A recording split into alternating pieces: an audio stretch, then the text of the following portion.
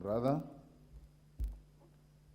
honorable members of various parliaments, starting with our own National Assembly and Senate, and all other parliaments that have been acknowledged in introduction by the Honorable Kajwang.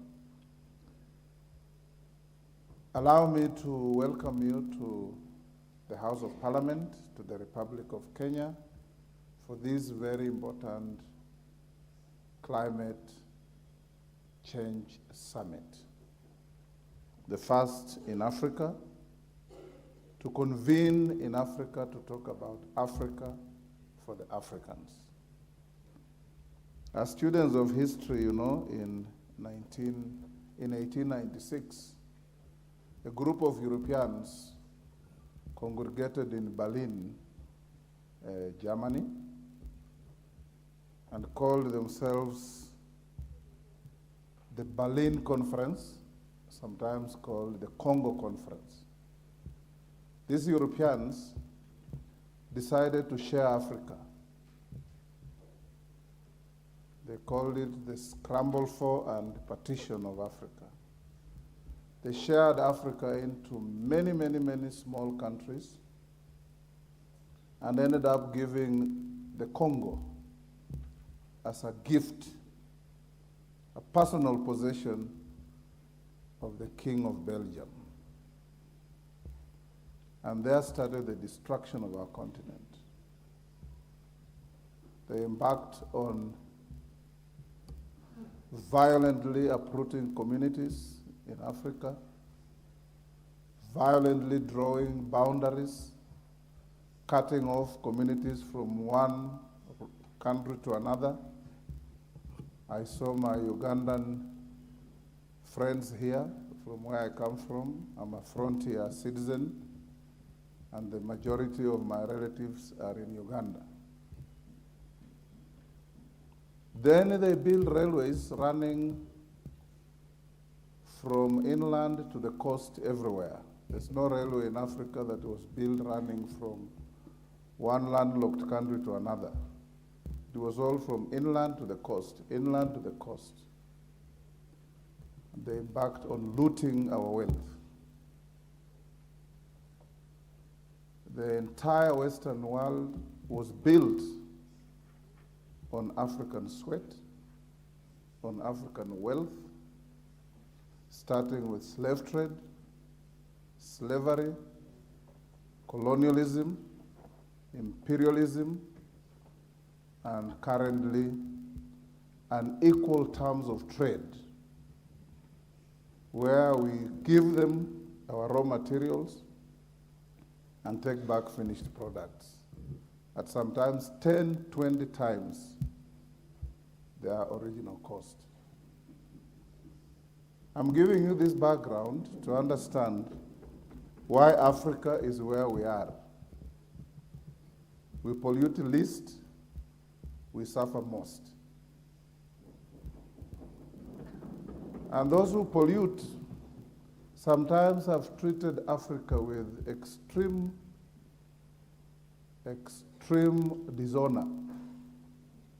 Those of you who are in Paris, and I was, after the Paris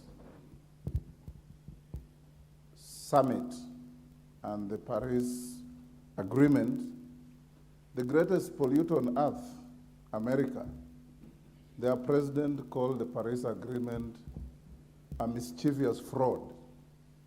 If you remember, President Trump, who embarked on reversing literally everything that Obama had done, called the Paris Agreement a mischievous fraud and threw it through the window. So as African legislators, representatives of the people of this great continent, even as we congregate to talk, sometimes you find when you withdraw to think deeper that we are alone and on our own. We get tokens not commensurate with what has been taken from us, not commensurate with what we deserve, not commensurate with equity, not commensurate with human dignity. So as you sit here as representatives of the people of this continent, having sat yesterday listening to our presidents from across the continent, speaking candidly, emotionally, and openly about our plight as Africa, I want to encourage us that we strive to move ourselves from a continent of despair to a continent of hope. Because the future is with us. The future is right here in Africa. There are 3 lungs of the world in terms of climate: the Congo, the Amazon, and the Borneo in Indonesia. But the Congo is the biggest, the richest ecosystem, and if we protect it, its catalytic effect on many other parts of Africa will be felt. Africa is a continent that has been for many years been an object of pity by those who put us where we are, and an object of hopelessness. But nobody will spring us from that despair and hopelessness except ourselves. You are told yesterday that all the commitments from the developed world about adaptation funds, mitigation funds, and all these climate change issues have never been met to the full, sometimes not even 50%. So we must be innovative as Africans. We must think differently as Africans. If you go to your villages, there are stories that you'll be told by villagers who have never gone to anybody's school, but when you listen to them, the conclusion is there is climate change. You'll be told there used to be a big river here, and all you see is a dry gully. You'll be told there was a forest over there, and when you look there, there's no forest. Honorables and esteemed guests, my name is Sakia Dramani Sound. I'm 11. We can listen to him. Maybe it can come later. Honorables and esteemed Please, guests, Secretariat, my let name it come is later. Sakia Dramani Sound. Yeah, let it come later. Sorry, Mr. Speaker, sir. Thank you. So you'll be told there was a forest there, and when you look, you see no forest. You'll be told we used to do things this way. For those of you who have lived as long as I have, in the 90s, in the 80s, in this country, in the western part of Kenya, for those of you who come from the west, because our ecosystems are a bit different. By the last week of February, you planted your maize whether there was rain or not, because you knew by the first week of March there is rain. And the rains will find the seeds in the soil, they'll germinate, they'll grow, you'll harvest. Today, the rains don't arrive sometimes up to end of March, sometimes into April, sometimes not at all. Like we just went through the cycle of our worst droughts in 40 years as a country. And these changes, we are told, sometimes are because of human activities. We have also been told by those who believe differently that it's because it's the wrath of God and many other things. But we know the altruism is that the climate has changed and changed for the worse. And the genesis of this is human activities. We live as if there's no tomorrow. We pollute with total abundance. If you drive on the streets of Nairobi sometimes, as you drive, you see objects just flying out of people's cars. Packets of biscuits, paper bags of junk food, they just eat and throw them, throw them, throw them. And in the process, we are destroying our continent. But your role as legislators, you hold the purse of your countries. The power of the purse lies in Parliament. Whatever it is that we want to do, you must stamp on the appropriations of our resources. So I want to encourage you as parliamentarians to ensure that in your respective jurisdictions, you are appropriating enough resources for adaptation and mitigation programs on climate change. And it's been shown in parts of our country here, where rivers had run dry, you plant appropriate trees, within 2-3 years you have permanent streams running. So it can be done. Let's have our priorities right. Yesterday you heard our president telling the congregation that we have had to distort our budget because the number of children we must feed in school has grown from 1.5 million to 4 million. When you divert that money, something else suffers. You were told yesterday in the summit there by none other than Antonio Guterres, the Secretary General of the UN, that the world is so inequitable that we have multilateral financial institutions running the world, lording over the world, with colonial archaic structures, where, as our president said, an African country borrowing from the World Bank, IMF, or all those institutions, you pay 10, 20 times higher than a poor European country. We want equity. And we want those who put Africa where we are to pay for it. Because human history must respect reparations for wrongdoing. Those who stole our gold, those who stole our timber, those who stole our everything must be brought to the table to talk about reparations. Because we are not suffering because of our wrongdoing. We are suffering because we are collateral damage to misconduct of others. And that is what, as legislators, you must not shy away from talking. Fidel Castro once told the Americans, we have your debts, yes, we owe you money, but we can't pay, won't pay, until there is justice, fairness, and equity.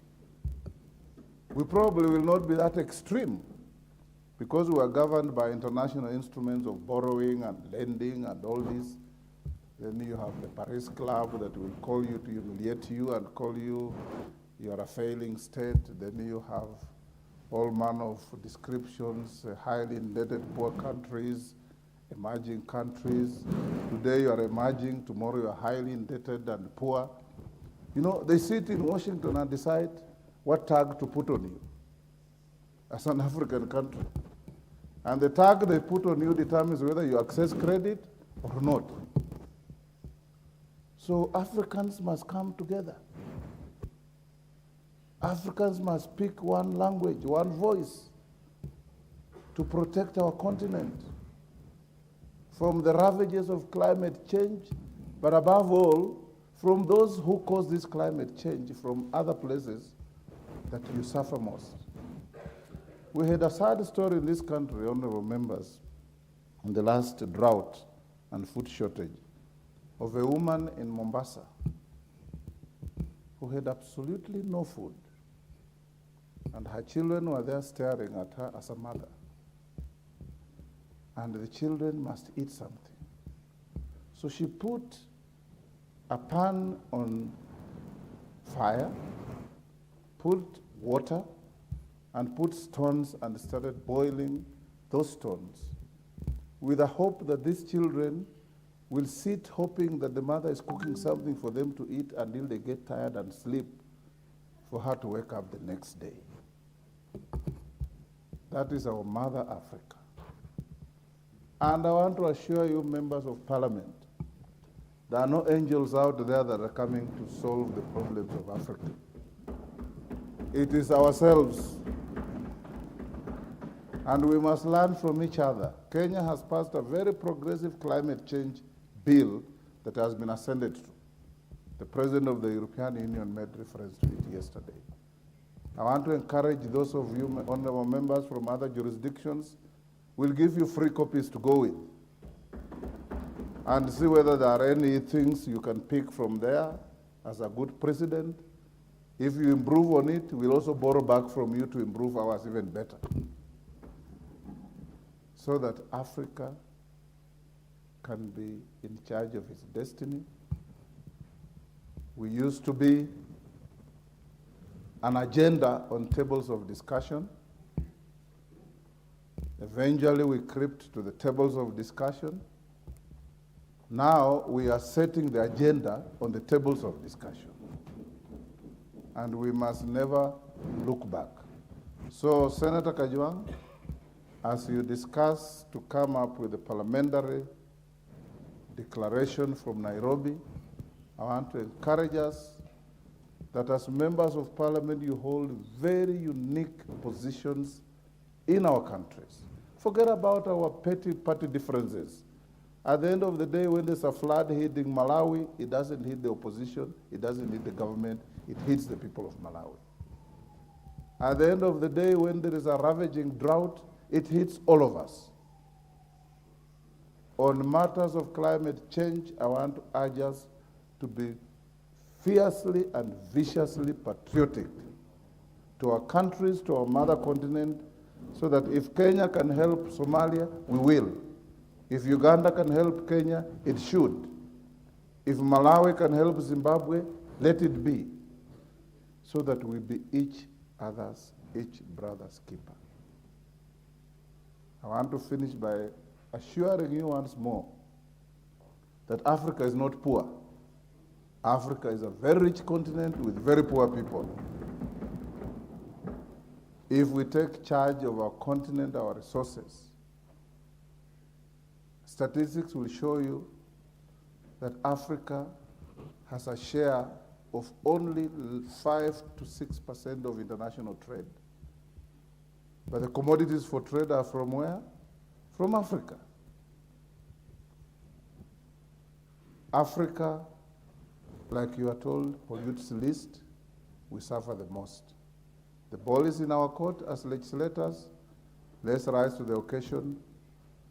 Let's join our heads of state and work together for our continent. For our friends from Europe, these are the hard facts that are available in history. They're not mine. Let's work together and alter the wrongs of history. You know, for Kenya and Tanzania, you know, when they were doing that madness in Berlin in 1918, Mount Kilimanjaro used to be in Kenya. Until Queen Victoria gave it to Prince Ferdinand as a birthday gift. See how they have played with our resources? But in Africa, we agreed our boundaries at independence are our boundaries. We shall never raise those issues. But they're part of our history. God bless you, honorable members. Discuss our continent, and let's build our continent, because nobody else will build it except ourselves. Thank you. Thank you, Mr. Speaker. If there was need for a standing ovation, this was it. The Right Honorable Speaker, thank you so much for setting the tone. And the Speaker has made it clear that we are not here to sugarcoat or to pussyfoot. We are here to be bold and even revolutionary. Because if we fail to, then this climate crisis will be noisy and messy. And there'll be casualties. I think that brings us now to a good stage to allow members of parliament to have a conversation. At this point in time, Chair, you can allow me to retreat to my chamber and do some work? Mr. Speaker, will allow you, but we will call you later on when the Honorable Charity Chepkwony Kathambi will be reading the resolutions. Yes. And I know we are discussed, and thank you for accepting. And I'm hosting you for lunch, all of you, at the parliamentary cafeteria. As well as a cocktail for those with the appetite, later after the meeting. Thank you.